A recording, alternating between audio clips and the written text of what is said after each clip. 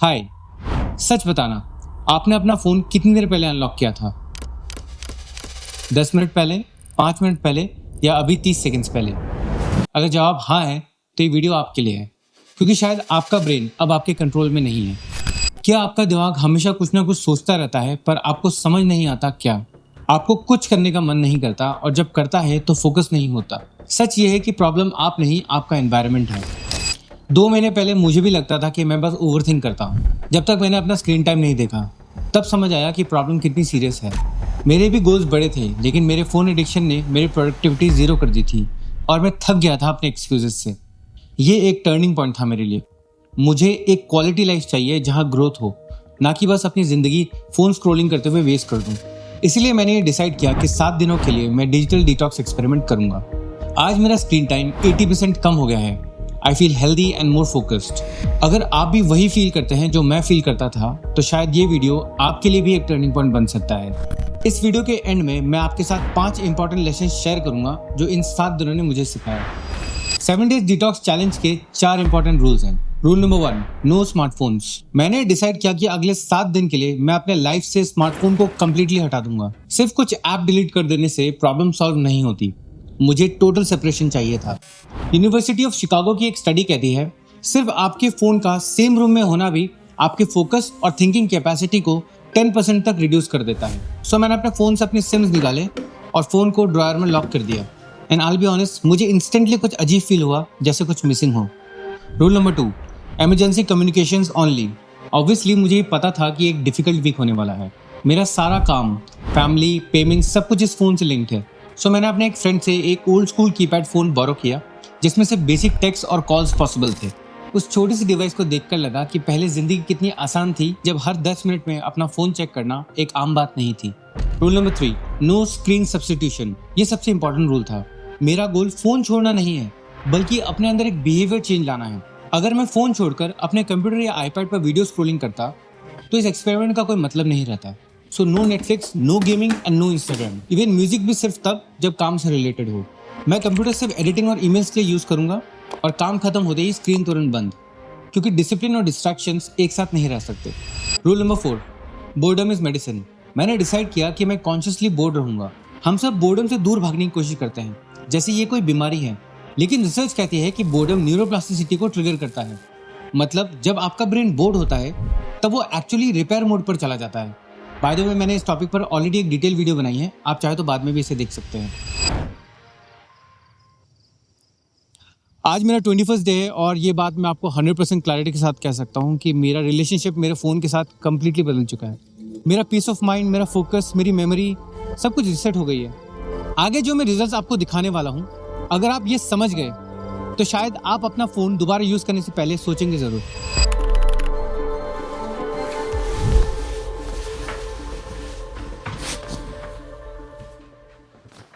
पहला दिन सबसे मुश्किल था। नींद खुलते ही मेरा हाथ ऑटोमेटिकली फ़ोन ढूंढने लगा। फिर मुझे याद आया कि फ़ोन तो ड्रॉअर में लॉक्ड है। मैंने रियलाइज़ किया कि मुझे याद ही नहीं लास्ट टाइम कब ऐसा हुआ था कि मैं सुबह उठा और अपना फ़ोन चेक नहीं किया। कॉफ़ी बनाते हुए लग रहा था कि टाइम रुक गया है। नॉर्मली मैं खड़ा फ़ोन स्क्रॉल करता था, लेकिन फ़िलहाल इट वॉज़ हार्ड, खड़े रहना और बस वेट करना। मुझे ये समझ आ गया, ये चैलेंज जितना सिंपल प्लान करते हुए लग रहा था, उतना है नहीं। उस आफ्टरनून मेरा एक क्लाइंट कॉल था, पर मैं डिस्ट्रैक्टेड था। इसलिए नहीं कि मुझे फ़ोन चेक करना था, पर क्योंकि तब तक मेरा ब्रेन इतना ज़्यादा बोर हो चुका था कि मुझे फोकस करने में बहुत मुश्किल हो रही थी। आई थिंक शायद हम फ़ोन से इतना एडिक्टेड नहीं हैं जितना हम आज फेक कनेक्शन से एडिक्टेड हैं। मैं आपको समझाता हूँ। जब भी हम किसी वीडियो को देखते हैं, तो हमें सबकॉन्शियसली ये लगता है कि हम उन लोगों के लाइफ का एक पार्ट हैं, लेकिन सच तो ये है कि वो लोग हमें जानते तक नहीं। इसे पैरासोशल रिलेशनशिप कहते हैं। ये एक वन साइड इमोशनल कनेक्शन होता है, जहाँ एक इंसान किसी मीडिया फिगर के साथ एक स्ट्रॉन्ग पर्सनल बॉन्ड फील करता है। ऑनेस्टली, कंटेंट क्रिएटर या एंटरप्रेन्योर बनना काफ़ी लोनली होता है, और जब मैंने अपनी लाइफ से सब कुछ कट कर लिया, तो ये लोनलीनेस मुझे और ज़्यादा फील हो रही है। मेरा दिमाग, जो हमेशा डोपामिन से ओवरलोडेड रहता था, आज पहली बार अकेला था। कमेंट कीजिए, बिना किसी फ़ोन या डिस्ट्रैक्शंस के आज आपने कितना टाइम खुद के साथ स्पेंड किया। आज मैंने ऑलमोस्ट वो सारे काम कंप्लीट किए जो मैंने आज के लिए प्लान किए थे। आई थिंक मैं ये इसलिए कर पाया क्योंकि मेरे पास मेरा फ़ोन नहीं था, तो डिस्ट्रैक्शंस भी कम थे एंड मैं अपने काम पर ज़्यादा फोकस कर पा रहा था। ऑल इन ऑल काफ़ी प्रोडक्टिव दिन था मेरा आज का। रात को मैंने डिसाइड किया कि मैं इन 7 दिनों को और बेटर यूज़ कर सकता हूँ, तो मैंने कुछ नए रूल्स ऐड किए। सुबह 7 बजे तक उठना, फिर 1 लीटर पानी पीना, एटलीस्ट 40 मिनट एक्सरसाइज या मेडिटेशन, फिर 20 मिनट बुक रीडिंग, उसके बाद एक protein rich breakfast, no sugar for a week, and 9 बजे तक अपना काम स्टार्ट करना। Perfect plan. मैं ऑलमोस्ट 2 घंटे सोने की कोशिश कर रहा हूँ, बट नींद नहीं आ रही है। यूजुअली मैं इस टाइम पे कोई मूवी या कोई पॉडकास्ट देख के सो जाता था, बट अभी सिंस वो ऑप्शन नहीं है तो मैंने सोचा आपको एक अपडेट ही दे दूँ।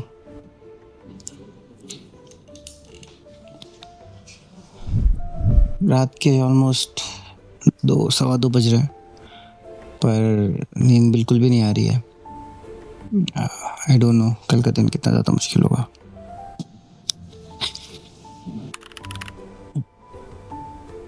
अभी 9:30 बज रहे हैं और सारा प्लान खराब हो गया अभी सुबह का। तो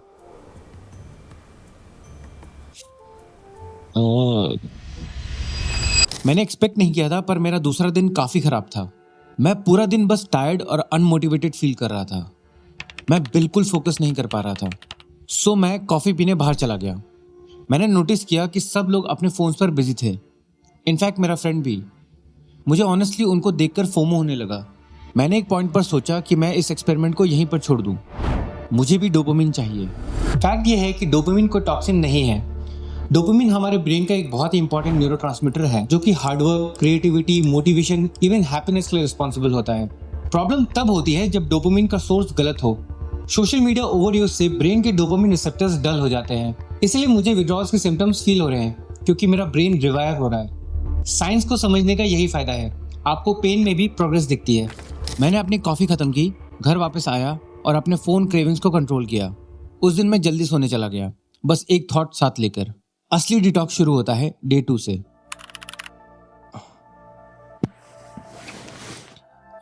हाय, गुड मॉर्निंग। सुबह के बज रहे हैं 7:15 और मेरी नींद अपने आप ही खुल गई आज। इनफैक्ट मुझे काफ़ी फ्रेश फील हो रहा है आज सुबह। I slept like a baby last night. और मेंटली आज मैं थोड़ा शांत हूँ और एंजाइटी भी थोड़ी कम है।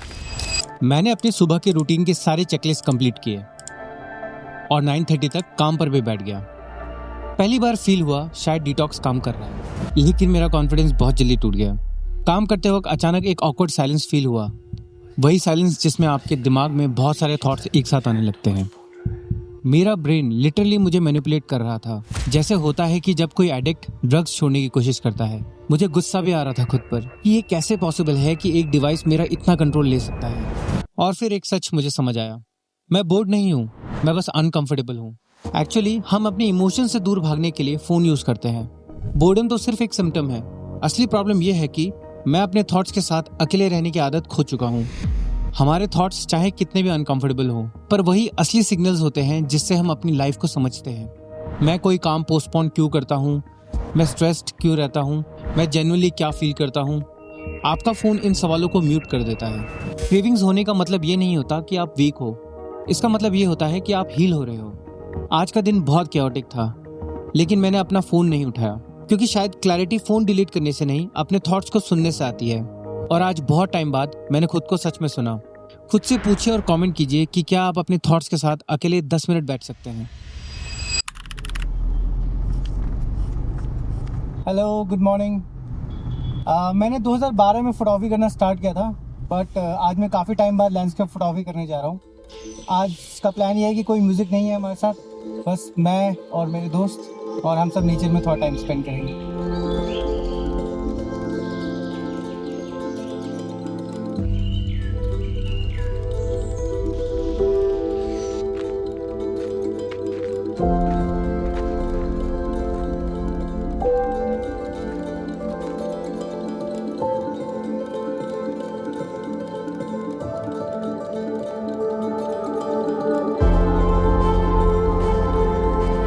हमारी क्रिएटिविटी को सबसे बड़ा खतरा आज कांस्टेंट नॉइज का है। अक्सर शावर लेते वक्त, वॉकिंग या ड्राइव करते वक्त आपको सबसे ज़्यादा क्रिएटिव आइडियाज आते हैं। क्या आपने कभी ये सोचा कि ऐसा क्यों होता है? ये होता है बोर्डम की वजह से, क्योंकि जब आपके ब्रेन को साइलेंस मिलता है तो आपका ब्रेन अपना डिफॉल्ट मोड नेटवर्क एक्टिवेट कर देता है। मतलब ब्रेन अपनी पुरानी मेमोरीज, नए आइडियाज और इमोशंस को आपस में मिक्स करना शुरू कर देता है। यहीं से क्रिएटिव आइडियाज जन्म लेते हैं। सो साइलेंस मैटर्स।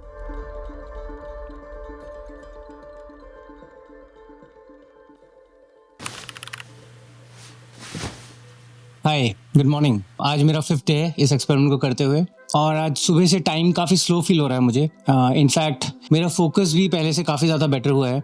आई थिंक मेरे पास क्योंकि इन दिनों फ़ोन नहीं है तो अपने पूरे दिन को फिल करने के लिए मैं बहुत सारे काम कर पाता हूँ। और आज मैंने सोचा है कि आज मैं पॉटरी ट्राई करूँगा। सो यही पास में एक कैफ़े है जो हर संडे को पॉटरी क्लासेस देते हैं। सो लेट्स सी कैसा होता है।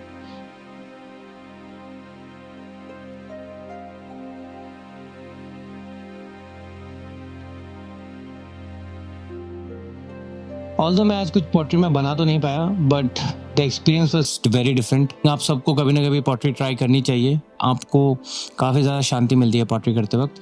ऑल्सो पॉटरी करते वक्त मैंने एक चीज़ और नोटिस करी कि मैं फ्लो स्टेट में चला गया था। साइकोलॉजिस्ट मिहाई चिक्सिन-मिहाई ने कहा था कि हम सबसे ज़्यादा खुश तब होते हैं जब काम थोड़ा मुश्किल हो और हमारे स्किल्स को चैलेंज करे। इस फीलिंग को फ्लो स्टेट कहते हैं। जब टास्क बहुत ईजी हो तो वो बोरिंग बन जाता है, लेकिन अगर बहुत मुश्किल हो तो उससे स्ट्रेस होता है।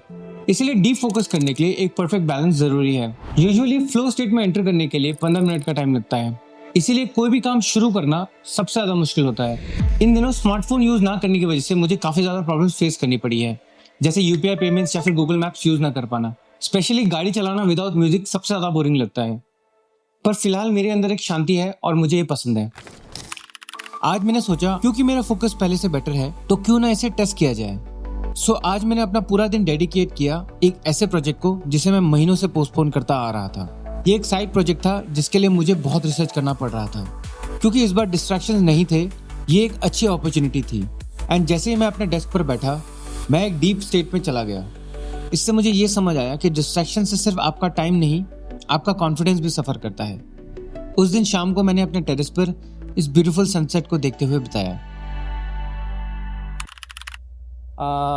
आज मेरे एक्सपेरिमेंट का फाइनल डे है एंड सच कहूँ तो मैं इतना खुश नहीं हूँ। मुझे फिर से non stop notification, dopamine hits और अननेसेसरी स्ट्रेस से डील नहीं करनी, बट देखते हैं।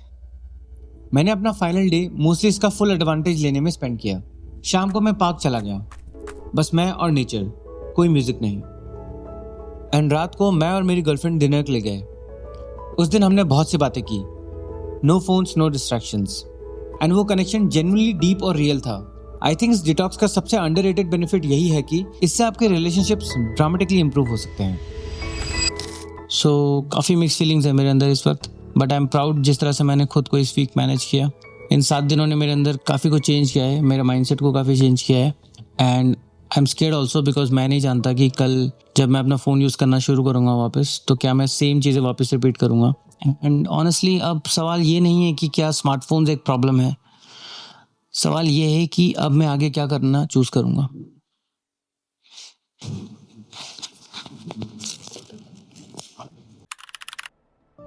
आज की सुबह बहुत वियर्ड थी।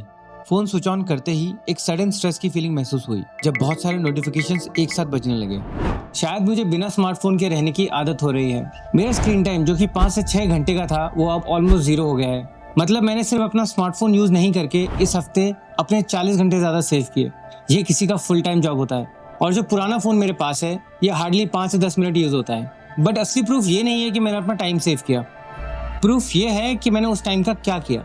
मैंने अपना मॉर्निंग रूटीन बेटर किया, मैंने एक 300 पेजेस की बुक कंप्लीट की, अपनी स्लीप क्वालिटी इंप्रूव की, अपने हेल्थ एंड रिलेशनशिप को ज़्यादा टाइम दिया, started working on a new project, और सबसे इम्पोर्टेंट अपना फोकस इंप्रूव किया। लेकिन अब सवाल ये है कि आगे क्या हमें अपने स्मार्टफोन को यूज़ करना बंद कर देना चाहिए? जवाब है नहीं, बिल्कुल भी नहीं। ये एक बहुत ही अनरियलिस्टिक अप्रोच है। प्रॉब्लम इस टेक्नोलॉजी में नहीं, प्रॉब्लम है स्मार्टफोन और हमारे बीच का रिश्ता। हम एक ऐसी दुनिया में जीते हैं जहां हमारा अटेंशन कॉन्स्टेंटली डिवाइड किया जाता है, और आज की दुनिया में गहराई से सोचना समझना ही हमारा सुपर पावर है। इस एक्सपेरिमेंट ने मुझे सिखा दिया है कि हमारा ब्रेन क्लैरिटी और फोकस के लिए नेचुरली डिजाइन हुआ है, और हमारा अटेंशन बहुत कीमती है, लेकिन हम अक्सर बिना सोचे समझे इसे किसी को भी दे देते हैं। आगे मैं आपके साथ 5 लेसन शेयर करूंगा जो आपको जल्दी एक्सेस लेने में हेल्प करेंगे। Lesson number 1, your environment. सिर्फ विल पावर स्ट्रांग होना काफी नहीं होता। अगर आपके आसपास डिस्ट्रैक्शंस हैं तो चांसेस ज्यादा है कि आप उनमें एंगेज करेंगे। इसीलिए अपने एनवायरनमेंट को ऐसे डिजाइन कीजिए कि फोकस करना आसान हो। जैसे कोई इंपॉर्टेंट काम करते वक्त फोन को दूसरे रूम में रखना, अपना चार्जर सेम रूम में नहीं रखना, और सारे अननेसेसरी नोटिफिकेशंस को ऑफ करना। Attention is a muscle. जैसे आप जिम के पहले दिन 40 केजी का डंबल नहीं उठाएंगे, वैसे ही अपने माइंड को ट्रीट कीजिए। स्टार्ट स्मॉल, छोटे और सिंपल गोल सेट कीजिए, जैसे 5-10 मिनट की रीडिंग या मेडिटेशन, फिर धीरे धीरे लेवल अप कीजिए। याद रखिए, momentum is everything. Sleep and morning routines, एक अच्छी नींद और सिंपल मॉर्निंग रूटीन्स बहुत इंपॉर्टेंट रोल प्ले करते हैं आपके कॉग्निटिव वेलबींग में। ये ब्रेन रिपेयरिंग में मदद करते हैं, जिसकी वजह से आपकी मेमोरी, फोकस और इम्यूनिटी इंप्रूव होती है। कमेंट कीजिए कि आपका स्लीप टाइम क्या है। Hobbies to keep you in present, ऐसे हॉबीज प्रैक्टिस कीजिए जो आपको प्रेजेंट में रखती है, जैसे कि स्पोर्ट्स, म्यूजिक या फिर art. Real life activities practice करना एक बहुत ही सिंपल वे है टू इंप्रूव अटेंशन स्पैन। आपका चैलेंज ये है कि आपको इस हफ्ते एक हॉबी एटलीस्ट 30 मिनट के लिए प्रैक्टिस करनी है। कमेंट कीजिए वो हॉबी क्या है।